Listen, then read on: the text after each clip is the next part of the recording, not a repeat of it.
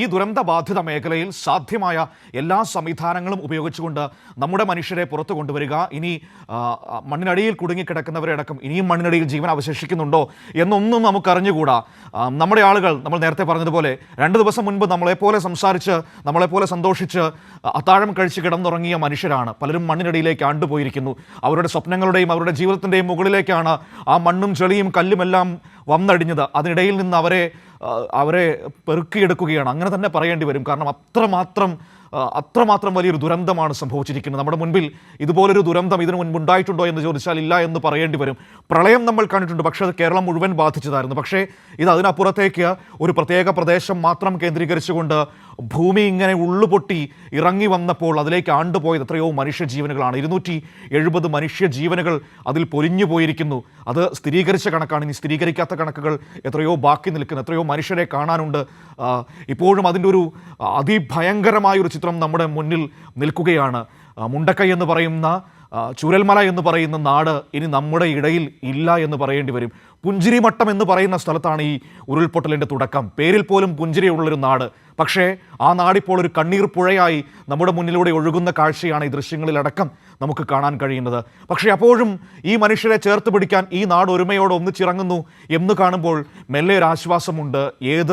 ഏത് വെല്ലുവിളികൾക്ക് മുൻപിലും ഈ നാട് തളരില്ല എന്ന് നമുക്ക് ഒരിക്കൽ കൂടി പറയേണ്ടി വരും. അനൂപ് കൂടി നമ്മളോടൊപ്പം ചേരുകയാണ്. ആ ദുരന്ത ഭൂമിയിൽ നിന്ന് അവിടെ ബെയിലി പാലം നിർമ്മിക്കുകയാണ് സൈന്യം. അവിടെ നിന്ന് ചേരുകയാണ്. അനൂപ്, ഇനി രക്ഷാപ്രവർത്തനം ഇന്ന് 3-ാം ദിവസമാണ്.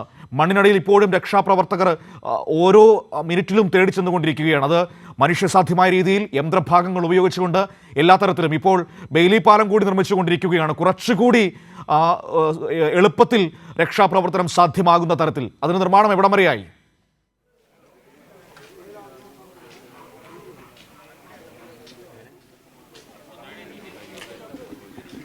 മനു, സൈന്യത്തിൻ്റെ നേതൃത്വത്തിൽ ബെയിലി പാലം നിർമ്മാണം കഴിഞ്ഞ ദിവസം തന്നെ വളരെ സജീവമായി ആരംഭിച്ചു. അതിപ്പോഴും തുടരുകയാണ്. നമുക്കറിയാം സൈന്യത്തിൻ്റെ സേവനം. ഇപ്പോൾ ഇത് 122 വെസ്റ്റിൽ നിന്നെത്തിയ സൈനികരാണ് ഇപ്പോൾ ഇവിടെ നിൽക്കുന്നത്.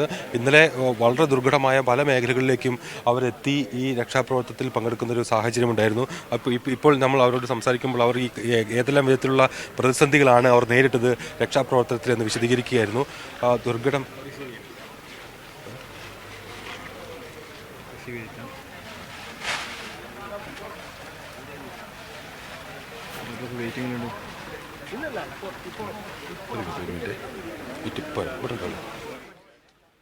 മനു, ഞാൻ സൂചിപ്പിച്ചതാണ് ഈ വെസ്റ്റിൽ നിന്നുള്ള മിലിറ്ററി സേനാംഗങ്ങൾ ഇപ്പോൾ അവർ ഏത് മേഖലകളിലേക്ക് പോകണം എന്ന് തീരുമാനിച്ച് വെള്ളരിക്കുണ്ട് പോലുള്ള ദുർഘടമായ മേഖലകളിലേക്ക് എത്താനുള്ള ശ്രമം അവർ നടത്തുകയാണ്. അതിനുള്ളൊരു മുന്നൊരുക്കങ്ങളാണ് പ്രധാനമായും സേനാംഗങ്ങൾ നടത്തുന്നത്. ഇപ്പോൾ നമുക്കറിയാം കഴിഞ്ഞ ദിവസം തന്നെ 46 പേരെ ഈ മലമുകളിൽ നിന്ന് ഈ സേന രക്ഷിച്ച ദൃശ്യങ്ങൾ ഉൾപ്പെടെ നമ്മൾ കണ്ടിരുന്നു. അതിലെല്ലാം വളരെ ക്രിയാത്മകമായ ഒരു ഇടപെടൽ ഇപ്പോൾ കോഴിക്കോട് നിർത്തിയ ഈ സേനാവിഭാഗങ്ങൾ നടത്തിയിരുന്നു. ആ രീതിയിൽ ഔദ്യോഗികമായ രക്ഷാപ്രവർത്തനം ആരംഭിക്കാനിരിക്കെ ഈ സേനകളെ ഏത് വിധത്തിൽ വിന്യസിക്കണമെന്നതിനെ സംബന്ധിച്ചുള്ള കൂടിയാലോചന ഇവിടെ അധികൃതർ നടത്തുകയാണ്. നമുക്കറിയാം ഈ ബെയിലി പാലത്തിൻ്റെ നിർമ്മാണം ഇന്ന് ഈ ഘട്ടത്തിൽ വളരെ അനിവാര്യമായൊരു ഘടകമാണ്. പ്രധാനമായും ഈ പാലം പുനർനിർമ്മിക്കുന്നതിലൂടെ മാത്രമാണ് മുണ്ടക്കയിൽ നിന്ന് ചൂരൽമലയിലേക്ക് ആളുകളെ കൂടുതലായി എത്തിക്കാൻ സാധിക്കൂ. അതുകൊണ്ട് അതെ അപ്പോൾ കൂടുതലായി ഈ രക്ഷാപ്രവർത്തകരെ അവിടേക്ക് എത്തിക്കണമെങ്കിൽ ഈ പാല നിർമ്മാണം അതിവേഗത്തിൽ പൂർത്തീകരിക്കണം. ഇന്ന് ഉച്ചയോടുകൂടി ഈ നിർമ്മാണം പൂർത്തിയാവും എന്നാണ് സൈന്യം നമ്മെ അറിയിക്കുന്നത്. അപ്പോൾ ഇന്നലെ നടന്ന രക്ഷാപ്രവർത്തനത്തെക്കുറിച്ച് മിലിറ്ററി അധികൃതർ തന്നെ നമ്മളോട് സംസാരിക്കും. ആ വിധത്തിൽ ഏതെല്ലാം ദുർഘടമായ ഒരു ശ്രമമാണ് നടന്നത് എന്ന് ഇപ്പോൾ ഈ സേന ഇപ്പോൾ വെസ്റ്റിൽ നിന്നെത്തിയ സേനാംഗങ്ങൾ തന്നെ വിശദീകരിക്കും. സർ, എങ്ങനെയായിരുന്നു? നമ്മളിവിടെ വന്നിട്ട് 3 ദിവസം കഴിഞ്ഞു. 3-ാമത്തെ ദിവസമാണ് ഇന്ന്. നമ്മളത് 3-ാമത്തെ ദിവസമാണ്. അപ്പോൾ 3-ാമത്തെ ദിവസത്തിൽ ഇന്ന് നമ്മൾ രാവിലെ തുടങ്ങുന്ന വെള്ളരിക്കുണ്ട് ഭാഗത്താണ് തെരച്ചിലിന് പോകുന്നത്. MLAൻ്റെ ടീമിൻ്റെ കൂട്ടത്തിൽ നമ്മൾ സേനാംഗങ്ങൾ 122 ടിയ ബറ്റാലിയൻ സേനാംഗങ്ങൾ അങ്ങോട്ട് തെരച്ചിലിന് പോവുകയാണ്. കുറച്ച് ടീമുകൾ ഓൾറെഡി ചൂരൽമല നമ്മൾ പാലം നിർമ്മാണത്തിന് അങ്ങോട്ട് ഹെൽപ്പിന് വേണ്ടി പോയിട്ടുണ്ട്. ബാക്കി നമ്മളെ ടീം ഇവിടെ റെഡിയാണ്. ഏത് സമയത്തും നമ്മൾ വെള്ളരിക്കുണ്ട് ഭാഗത്തേക്ക് നീങ്ങും. അവിടെ നിന്നുള്ള വിവരങ്ങൾ ലഭ്യമായിട്ടുണ്ട്, അവിടെ ഏതാ സാഹചര്യം എന്നെല്ലാം? അവിടുത്തെ സാഹചര്യം ഞങ്ങൾക്ക് ഇപ്പോൾ നിലവിൽ ഞങ്ങൾക്ക് അറിയില്ല. നമ്മളടുത്ത് ഇപ്പോൾ റവന്യൂ ഡിപ്പാർട്ട്മെൻറ്റ് പറഞ്ഞിട്ട് അങ്ങോട്ട് പോകാനാണ് പറഞ്ഞിരിക്കുന്നത്. അപ്പോൾ നമ്മൾ ഇപ്പോൾ അങ്ങോട്ട് നീങ്ങാനുള്ള റെഡി കണ്ടിട്ട് നിൽക്കുകയാണ്. ഇപ്പോൾ 122 ടീമിൻ്റെ ഒരു ടീമാണ് ഇവിടെ നിൽക്കുന്നത്. അതുപോലെ തന്നെ MLAൻ്റെ ഒരു ടീമുണ്ട് അപ്പുറത്തേക്ക്. ഞങ്ങൾ 2 ടീമും കൂടി ജോയിൻറ്റ് ഓപ്പറേഷൻ ചെയ്യാൻ പോകുന്നത് അവിടെ. അത് 19 ആളെ ഇന്നലെ ഞങ്ങൾ രക്ഷപ്പെടുത്തിയത് വനറാണി എസ്റ്റേറ്റിൽ നിന്നും, പിന്നെ കുറച്ച് പേരെ നമ്മൾ ഏല എസ്റ്റേറ്റിൽ നിന്നുമാണ് രക്ഷപ്പെടുത്തിയത്. പിന്നെ ഇന്നലെ 2 ബോഡി നമുക്ക് ഇന്നലെ ട്രിവാലി പിന്നെ റിസോർട്ടിൻ്റെ താഴെ ഭാഗത്തു നിന്ന് കിട്ടി. ബാക്കി ഇന്നലെ 5 ബോഡി താഴെ JCB മാന്തുന്ന അവിടെ നിന്നുണ്ട്. JCB മണ്ണ് നിൽക്കുന്ന സ്ഥലത്ത് അവിടെ നിന്ന് കിട്ടിയിട്ടുണ്ട്. അവരെ സേനാ വിഭാഗങ്ങൾ അവിടേക്ക് എത്തുമ്പോൾ ഈ ജീവനോടെ കാണപ്പെടുന്നവർ ആ സ്ഥലങ്ങളിലുണ്ടോ? ഇല്ല, ജീവനോടൊന്നും കാണുന്നില്ല, ഒന്നും കാണുന്നില്ല. ആ പ്രദേശങ്ങളുടെ ഒരു സാഹചര്യം ഈ ഇത്രയും വനറാണി എസ്റ്റേറ്റിലൊക്കെ പോലുള്ള അവിടുത്തെ ഒരു സാഹചര്യം എന്താണ്? ഹലോ, ഇപ്പോൾ അനിൽകുമാർ സർ പറയുന്നത് അവിടെ ഏത് വിധത്തിൽ അവർക്കൊരു ദുർഘടമായ സാഹചര്യം നേരിട്ടു എന്നുള്ളതാണ്. ഇപ്പോൾ ഈ വനറാണി അല്ലെങ്കിൽ വെള്ളരിക്കുണ്ട് ഭാഗത്തേക്ക് ഇപ്പോൾ ഈ 122 സേനാ വിഭാഗം വെസ്റ്റിൽ നിന്നെത്തിയ സൈനികർ പോകുന്ന ദൃശ്യങ്ങളാണ് നമ്മൾ കാണുന്നത്. നമ്മളെ ടീമുകൾ ഇപ്പോൾ വെള്ളരിക്കുണ്ട് ഭാഗത്തേക്ക് നീങ്ങുന്ന സീനാണ് ഈ കാണുന്നത്. വെള്ളരിക്കുണ്ട് ഭാഗത്തേക്ക് ഇപ്പോൾ പോവുകയാണ്. ഇപ്പോൾ നമ്മളെല്ലാവരും അങ്ങോട്ട് നീങ്ങുകയാണ്. വെള്ളരിക്കുണ്ടിൽ ഇപ്പോൾ ആളുകൾ കുടുങ്ങി കിടക്കുന്നതായിട്ടോ? കുടുങ്ങി കിടക്കുന്നില്ല, അവരെ ബോഡി നമ്മൾ സെർച്ച് ചെയ്യാൻ വേണ്ടി പോകുന്നത്. കാണുന്നില്ല എന്ന് പറഞ്ഞ ആൾക്കാർ സെർച്ച് ചെയ്യാൻ വേണ്ടി പോകുന്നത്. ആ ഭാഗത്ത് നിന്ന് നിരവധി പേരെ കാണാതായിട്ടുള്ള നിരവധി പേരെ കാണാതായിട്ടുണ്ട്. ഇവിടുന്ന് കാണാതെ ആൾക്കാർ അവിടെ അടിഞ്ഞുകൂടാനുള്ള സാധ്യതയാണ് പറയുന്നത്. അതുകൊണ്ടാണ് അപ്പോൾ ആർമി ഉദ്യോഗസ്ഥർ പറയുന്നത് ഈ ഇവിടെ നിന്ന് ഒലിച്ചു പോയവർ താഴ്ഭാഗത്ത് അവരുടെ മൃതശരീരങ്ങൾ അടിഞ്ഞിട്ടുണ്ടാവാം എന്നുള്ളതാണ്. അതുകൊണ്ട് തന്നെ ആ ഭാഗം കേന്ദ്രീകരിച്ച് അവർക്ക് തെരച്ചിൽ നടത്തണമെന്നാണ് പറയുന്നത്. ഏതായാലും വെസ്റ്റിൽ നിന്നെത്തിയ സംഘം അവിടേക്ക് ഇപ്പോൾ യാത്ര പുറപ്പെടുന്ന ദൃശ്യങ്ങളാണ് നമ്മൾ കാണുന്നത്. പ്രദേശത്തേക്ക് നമുക്ക് കടന്നു ചെല്ലാൻ പറ്റുമോ? അങ്ങോട്ടേക്ക് പോകാൻ പറ്റുമോ? ഈ ബെയിലി പാലം നിർമ്മിച്ചുകൊണ്ടിരിക്കുന്ന സ്ഥലത്തേക്ക്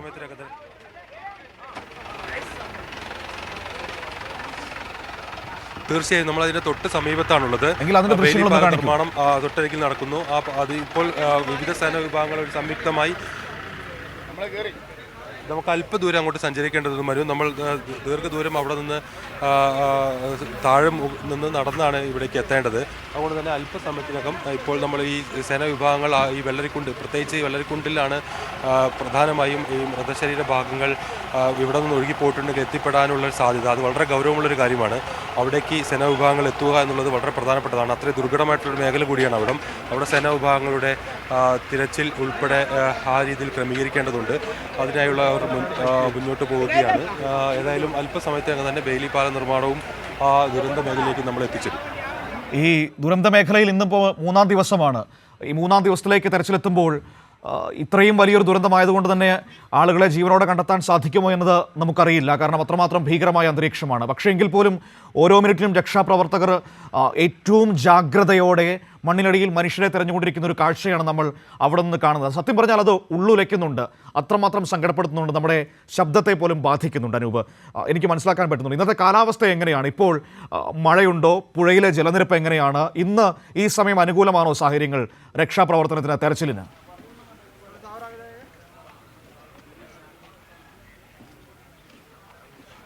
ഇപ്പോൾ നമ്മൾ ഇവിടെ എത്തുമ്പോൾ കാണാൻ സാധിക്കുന്നത് ഒരു അനുകൂലമായൊരു സാഹചര്യമാണ്. ഇപ്പോൾ വലിയ നിയന്ത്രണം ഈ മേഖലയിൽ ഏർപ്പെടുത്തിയിട്ടുണ്ട്. അതുകൊണ്ട് തന്നെ ഒരു വാഹനങ്ങളുടെ ബാഹുല്യമെല്ലാം കഴിഞ്ഞ ദിവസം നമ്മൾ കണ്ടതുപോലെ ഏതായാലും ഇപ്പോഴില്ല. വളരെ പ്രധാനപ്പെട്ടൊരു കാര്യം ഈ അനുകൂലമായിട്ടുള്ളൊരു സാഹചര്യം ഇപ്പോഴുണ്ട് എന്നുള്ളതാണ്. ഇന്നലെ രാത്രി എന്നാൽ അതായിരുന്നില്ല സ്ഥിതി. ശക്തമായ മഴ പെയ്യുന്ന ഒരു സാഹചര്യം ഉണ്ടായിരുന്നു. പലപ്പോഴും താൽക്കാലികമായി നിർമ്മിച്ച പാലം ഒഴുകിപ്പോവുകയും മറ്റും ചെയ്തിരുന്നു. അതുകൊണ്ട് തന്നെ അവിടെ ഈ രക്ഷാപ്രവർത്തനം സാധ്യമല്ലാതായി തീരുകയും രക്ഷാപ്രവർത്തനം രാത്രി വൈകി അവസാനിപ്പിക്കുകയും ചെയ്യേണ്ട സാഹചര്യമുണ്ട്. ഇപ്പോൾ ജില്ലാ കളക്ടർ ഉൾപ്പെടെ ഈ മേഖലയിൽ ശ്രദ്ധ കേന്ദ്രീകരിച്ചുള്ള രക്ഷാപ്രവർത്തനം നടത്തുകയാണ്. ജില്ലാ കളക്ടർ ആർ മേഘശ്രീ ഇപ്പോൾ ഇവിടെയുണ്ട്. മാഡം, ഇപ്പോൾ നമുക്ക് ഏറ്റവും ഒരു പ്രതിസന്ധി നേരിടുന്നത് ഈ കാണാതായ ആളുകളെ കുറിച്ചുള്ള വിവരമാണല്ലോ. അത് സംബന്ധിച്ച് ഏതെങ്കിലും ഏകദേശ ഒരു അനുമാനത്തിലേക്ക് എത്താൻ സാധിച്ചിട്ടുണ്ടോ? മിസ്സിങ്ങിൻ്റെ ആൾക്കാർ ഇതുവരെ നമുക്ക് 200-ലധികം ആൾക്കാർ മിസ്സിംഗ് എന്നാണ് നമുക്ക് കൺട്രോൾ റൂമിൽ റിപ്പോർട്ട് ചെയ്തിരിക്കുന്നത്.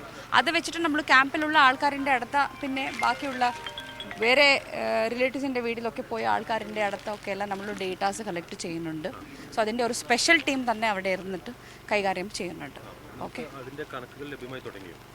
ആ കണക്കുകൾ അവർ എടുക്കുന്നുണ്ട്. ഇവിടെ സ്ഥിരമായിട്ട് താമസിക്കുന്ന ആൾക്കാർ എത്ര ആൾക്കാർ ഉണ്ടായിരുന്നു, പിന്നെ നമുക്ക് ക്യാമ്പിൽ ഇവിടെയുള്ള ആൾക്കാർ എത്രയാണ്, പിന്നെ ബോഡീസ് കിട്ടിയത് എത്രയാണ്, അതൊക്കെ എല്ലാം വെച്ചിട്ട് നമുക്ക് അക്കൗണ്ടിങ് ചെയ്യുമ്പോൾ നമുക്ക് മിസ്സിങ്ങിൻ്റെ എണ്ണം നമുക്ക് കിട്ടും. സോ അതിൻ്റെ കാര്യങ്ങൾ അവിടെ ഒരു സ്പെഷ്യൽ ടീം ചെയ്യുന്നുണ്ട്. എത്ര വീടുകൾക്കാണ് അത് പ്രാഥമികമായി നമുക്ക് ശേഖരിക്കാവുന്നത്? വീടുകളുടെ ഒരു നാശമൊക്കെയാണല്ലോ, അത് എന്തെങ്കിലും കണക്ക്?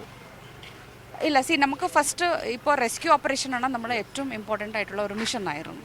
സോ ബാക്ക് എൻഡിലെ ഈ നിങ്ങൾ പറയുന്ന റെസ്റ്റോറേഷൻ വർക്കിൻ്റെയും പിന്നെ അതൊക്കെ എല്ലാ കാര്യങ്ങളും നടക്കുന്നുണ്ട്. ഇവിടെ സൈറ്റിലെ നമ്മൾ ഇതൊന്ന് സോ നമുക്ക് ഇന്നലെ വരെ നമ്മൾ എല്ലാ സ്ഥലത്തിലും ഫോഴ്സ് എത്തിയിട്ടുണ്ട്. സോ ഇന്നലെ വരെ എല്ലാവരും എത്തി അലൈവായിട്ടുള്ള എല്ലാ ആൾക്കാരെയും ഇങ്ങോട്ട് കൊണ്ടുവന്നിട്ടുണ്ട്. ഇന്ന് നമ്മൾ ബോഡി എക്സ്കവേഷൻ സ്റ്റാർട്ട് ചെയ്യുന്നുണ്ട്. സോ ടീംസ് എല്ലാവരും വിട്ടിട്ടുണ്ട്. സോ പല സെക്ടർസിലാണ് ഇന്ന് ടീം വർക്ക് ചെയ്യുന്നത്. അവർക്ക് ടൂൾസുകൾ ആവശ്യമായിട്ടുള്ള ടൂൾസും പിന്നെ ഇവിടെ ലോക്കലൈറ്റ്സ് ആയിട്ടുള്ള കുറച്ച് ആൾക്കാരും ഒക്കെ കൂടി ഫോഴ്സും already they have started the operation. അവർ എക്സ്കവേഷൻ ചെയ്തിട്ട് ഇനി ബോഡീസ് കൊണ്ടുവരും. ഇപ്പോൾ കുടുങ്ങിക്കിടക്കുന്നവരായിട്ടുള്ള ഒരു റിപ്പോർട്ടുകൾ ഇപ്പോൾ നിലവിലില്ല, അതായത് അവരെയൊക്കെ മാറ്റാൻ കഴിഞ്ഞു അല്ലേ? പിന്നെ ഹെലികോപ്റ്റർ റെക്കി ചെയ്തിട്ട് അത് കൺഫേമും ആക്കിയിട്ടുണ്ട്. യെസ്, എന്തായാലും അവർ ഫസ്റ്റ് പ്രയോറിറ്റി എന്തെങ്കിലും അങ്ങനെയുള്ള ആൾക്കാർ ഒറ്റപ്പെട്ടു പോയിട്ടുള്ള ആൾക്കാർ ആരെങ്കിലും ഉണ്ടെങ്കിൽ ഫസ്റ്റ് പ്രയോറിറ്റിയിൽ അവരെ കൊണ്ടുവരും, ഇല്ലെങ്കിൽ അവർ ബോഡി എക്സ്കവേഷൻ സ്റ്റാർട്ട് ചെയ്യും. Yes, thank you. ജില്ലാ കളക്ടർ ആർ മേഘശ്രീ പറയുന്നത് ഇത്തരത്തിൽ കുടുങ്ങിക്കിടക്കുന്നവരൊന്നും തന്നെ ഈ മേഖലയിലില്ല എന്നുള്ളതാണ്. ആർമി ഹെലികോപ്റ്റർ വഴി നിരീക്ഷണം നടത്തിയ അക്കാര്യം സ്ഥിരീകരിച്ചിട്ടുണ്ട് എന്നുമാണ് കളക്ടർ പറയുന്നത്. ഏതായാലും ഏറ്റവും പ്രാഥമികമായി റെസ്ക്യൂ പ്രവർത്തനങ്ങളിൽ തന്നെയാണ് ഇപ്പോൾ ജില്ലാ ഭരണകൂടം ശ്രദ്ധ കേന്ദ്രീകരിക്കുന്നത്. അതോടൊപ്പം ഈ നമുക്ക് ഇതിനൊരു കണക്ക് ലഭ്യമാവേണ്ടതുണ്ട്. ഏതെല്ലാം വിധത്തിൽ ആളുകളെ നമുക്ക് നഷ്ടപ്പെട്ടിട്ടുണ്ട് ഈ മേഖലയിൽ നിന്ന്, അതിൻ്റെ ഒരു കണക്ക് അത് സങ്കീർണമായൊരു പ്രക്രിയയാണ്. അതിനായി ഒരു പ്രത്യേക സെക്ഷൻ തന്നെ പ്രവർത്തിക്കുന്നുണ്ട് എന്നാണ് കളക്ടർ ഇപ്പോൾ നമ്മളോട് പറഞ്ഞത്. ഏതായാലും ഈ രീതിയിൽ ഇവിടെ രക്ഷാപ്രവർത്തനം പുരോഗമിക്കുകയാണ് മനു. നമുക്കറിയാം ഇന്ന് പ്രധാനമായും മുണ്ടക്കൈ മേഖല കേന്ദ്രീകരിച്ച് കൂടുതൽ ആളുകൾ ഈ മണ്ണിനടിയിൽപ്പെട്ട ആളുകൾ സംബന്ധിച്ചുള്ള തിരച്ചിലാണ് നടത്തുന്നത്. അതോടൊപ്പം ഞാൻ നേരത്തെ സൂചിപ്പിച്ചല്ലോ, നേരത്തെ നമ്മൾ ആർമി ഉദ്യോഗസ്ഥരുമായി സംസാരിച്ചപ്പോൾ അവർ പറയുന്നത് ഈ ഭാഗത്ത് നിന്ന് ഒലിച്ചു പോയിട്ടുള്ള കാണാതായിട്ടുള്ള ആളുകൾ അല്ലെങ്കിൽ ഈ ദുരന്തത്തിൽപ്പെട്ടവർ ഒരുപക്ഷെ താഴ്ഭാഗത്തേക്ക് എത്തിയിരിക്കാം എന്നുള്ളതാണ്. അങ്ങനെയാണെങ്കിൽ വെള്ളരിക്കുണ്ടിലെല്ലാം വലിയ ഒരു ജാഗ്രതയോട് കൂടിയിട്ടുള്ള ഒരു രക്ഷാപ്രവർത്തനവും അല്ലെങ്കിൽ ഈ ഇത്തരത്തിൽ മൃതശരീരങ്ങൾ അവിടെ വിട്ടിട്ടുണ്ടെങ്കിൽ അത് കണ്ടെത്തണം എന്നുള്ളതുമെല്ലാം വളരെ പ്രധാനപ്പെട്ടതാണ്. വെള്ളരിക്കുണ്ട് പോലുള്ള ദുർഘട മേഖലകളിൽ ആർമിയുടെ സേവനം തന്നെയായിരിക്കും നമുക്ക് ആശ്രയിക്കാൻ സാധിക്കുക. ഏതായാലും ആർമി സംഘങ്ങൾ വിവിധ ഗ്രൂപ്പുകളായി തിരിഞ്ഞ് ഓരോ മേഖലകളും കേന്ദ്രീകരിച്ച് ഇപ്പോൾ തിരച്ചിൽ പുനരാരംഭിച്ചിരിക്കുകയാണ്.